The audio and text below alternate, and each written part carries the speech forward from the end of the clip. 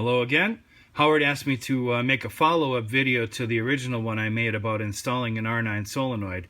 And there's a couple of things that I want to just present to everybody in case you don't happen to have the godsend of a Packard manual available for free at packardinfo.com.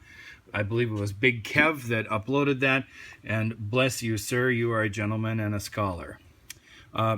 Right now, this obviously is out of the car. It's sitting on the bench. I've had to rebuild most of it. I had some pretty catastrophic failure in the overdrive, and then I also had to fix low gear. There's a number of things that I needed to do here. Anyway, there's a couple of things that you'll want to check if you have the car, or the transmission rather, out on the bench when you're rebuilding this thing, and when it comes to installing the solenoid. And here's a couple of tidbits, and then I'll go into something that you can look to do if you need to install it while the transmission is in the car. So first of all, unfortunately, I gotta apologize. I've got this more together than I had planned on. I forgot to make the video until I was too far along, and I'm just not willing to pull out the snap ring and start over again for the sake of this video. I can make the point without doing so. This, everybody should know, if you're working on this, this is a plain old-fashioned $6 feeler gauge available at just about any auto parts store worth its salt. This one happened to come from Sturtevant Auto Parts in Wahpeton, North Dakota. Just do a quick plug for them. Anyway, what we're looking for is 0.015. This is 0.016. This $6 set of feeler gauges doesn't have a 15 thousandths. It's got a 16 thousandths though, as you can see right there. Okay. Make sure you're not looking at the metric part. I actually made that mistake once. Anyway, 16 thousandths. You're looking for 15 thousandths, but it's irrelevant. A minimum of 15 thousandths or more. What you want to do with that feeler gauge is, if you have this exposed, this is the pawl connected to the plunger on the solenoid. When the solenoid is energized, it pushes this pawl towards the center of the overdrive unit, engaging the stationary gear and therefore the overdrive. There needs to be a clearance in between the pawl and the bulk ring that makes all that happen. If you've got the thing apart, it's very easy to see what the bulk ring is. It sits right on top of the stationary gear, and it fits precisely with this pawl. There's very, very little that isn't intuitive about it. So you want to make sure that you've got at least 15 thousandths gap between the end of the pawl right here and the bulk ring that it's going to be touching. Again, this is covered up by a washer, and I've got the planetary on already, but it's pretty easy to check. And obviously you're going to have the thing torn apart before this matters, but it will become more important here in a minute. So you want to make sure you've got at least 15 thousandths gap there.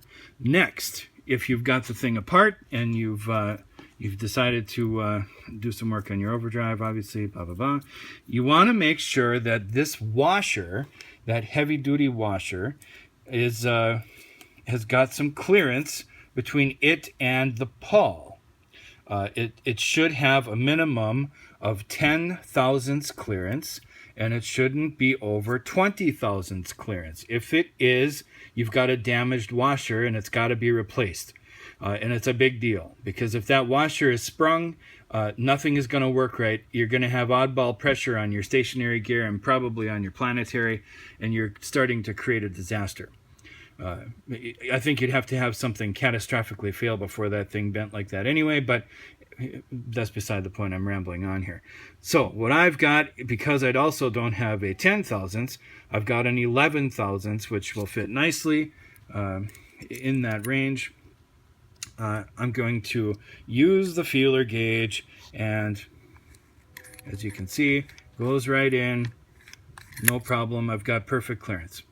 It just starts to get a little bit tight when I put it in. So I've got about 11, maybe 12 thousandths of clearance in between that washer and the pawl, which will work just fine. And I checked my washer as good as I could for straightness, and it seemed to be okay. Now, Now that I've said that, if you find yourself in a position where you need to install this solenoid on the car, or while the transmission is on the car, there's a couple of things that you want to be careful about. And number one is the thickness of the replacement. Since I assume every person's going to use a replacement gasket, you need to be careful how thick that thing is. Ideally, if you pull the thing off and you find that there is a gasket, you want to match the thickness of the gasket that was on it.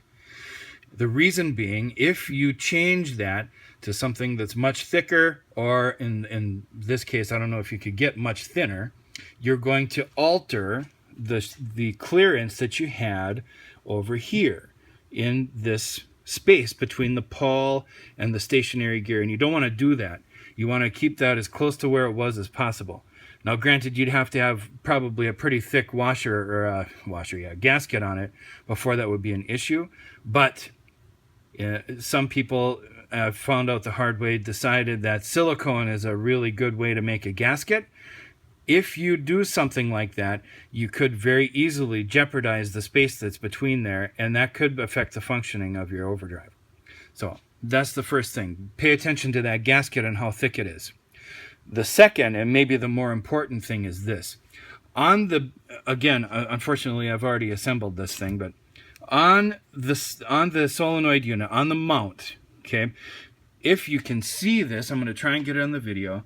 One side of the mount has a larger frame visible than the other. You can see much bigger on top than the bottom. In the car, this large part is going to be pointing towards the rear axle. And it's important that it stays that way, and here's why. This is actually off-center. But it's not so off-center that you can't mistakenly put it on upside down. It's pretty close. And the bolts will actually start, and you can get the thing tightened up, and it looks for all the world like it's on right when you're laying underneath the car. But it's not. There's a very gentle bump that sticks out of the bottom of this frame that fits inside this casting just a little ways, but without it correct, you're not going to get the right distance on your pawl, and you're never going to be able to get a gasket to seal right. I had to cut these gaskets, so I made darn sure that the thing was pointing the right way, obviously, or I would have, who knows how many I would have had to make to seal it up. And I've actually made that mistake before. So that's what I wanted to get across. Make sure that you understand when you're putting this together. See my other video for the trick on angling the solenoid to get into the pawl, but make sure that you've got this large part of the frame pointing towards the rear of the car, because it is important, and it is easy to miss if you're laying underneath there trying to make the dang thing work. There's usually no light, it's probably dirty and greasy, and there's wires floating around. Make sure that you've got that large part of the frame pointed towards the rear of the car. That is all I have for you. Thanks. Have a good day. Good luck on your project.